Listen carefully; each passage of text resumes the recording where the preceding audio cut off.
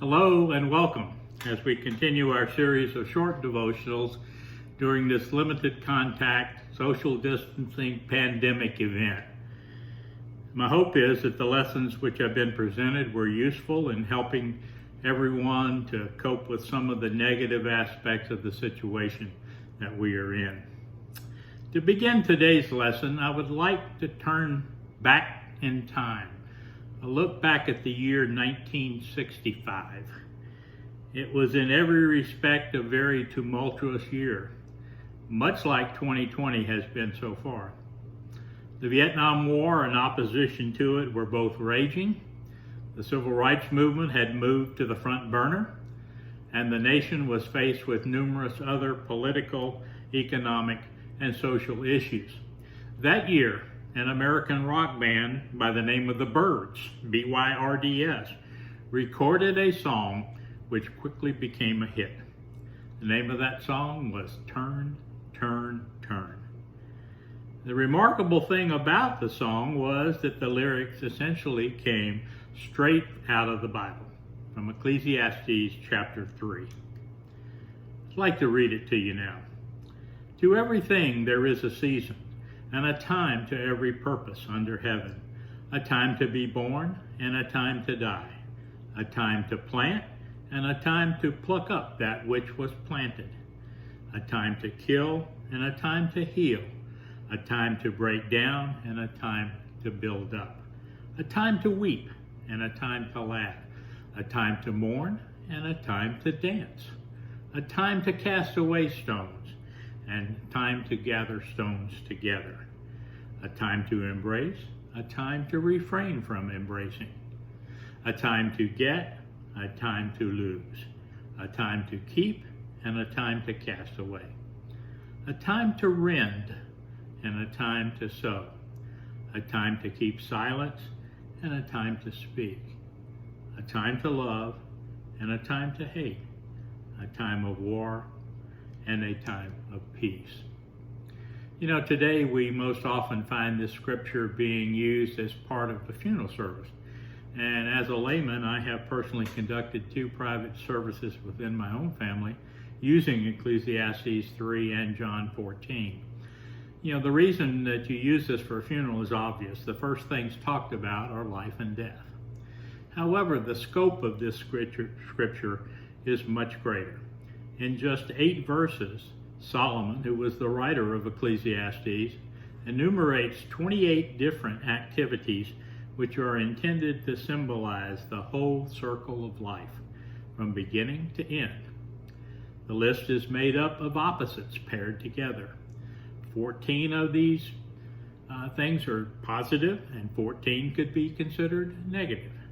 And in some ways, they seem to cancel out each other so that the net result is 0. Solomon's point in writing this beautiful poetry?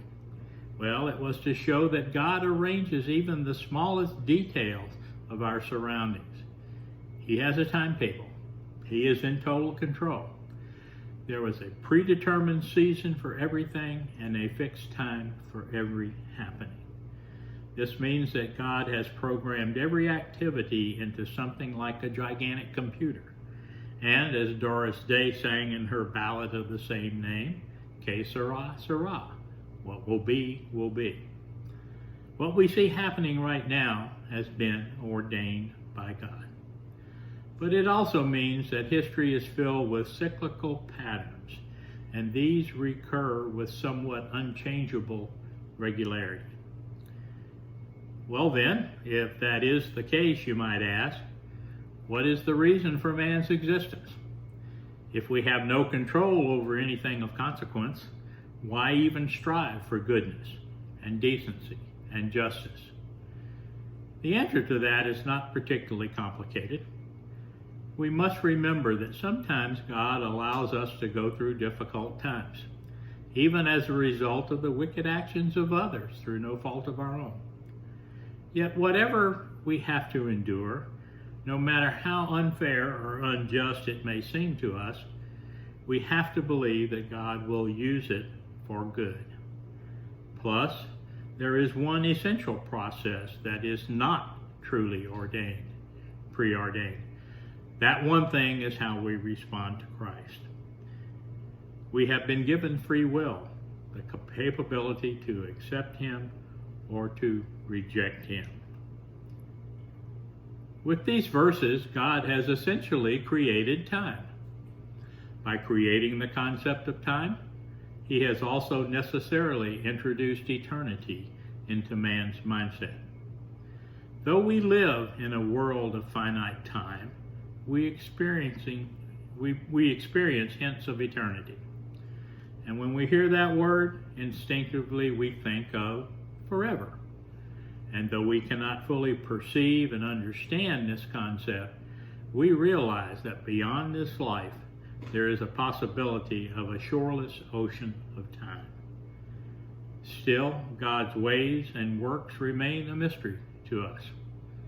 There is no way in which we can solve the riddle of creation, of divine providence, or of the consummation of the universe apart from personal revelation from God. So what do? How do we cope? Recently, Pope Francis I, the Roman Catholic Pope, who I think is a very good man, a very godly man, said something which I think offers us a hint on how to understand our ultimate role here on earth.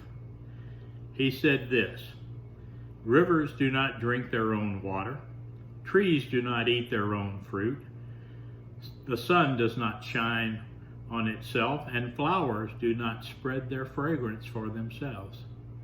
We are all born to help each other, no matter how difficult life is. Life is good when you are happy, but it is much better when others are happy because of you." Time is certainly going to march on at whatever pace God has ordained. We will continue to encounter both bad and good circumstances. Current events are merely a replay of what has happened previously, and nothing will happen in the future but what has already been. It is our God-given task to look, to listen, and to learn from them. Until next time, be careful, stay safe, and God bless you.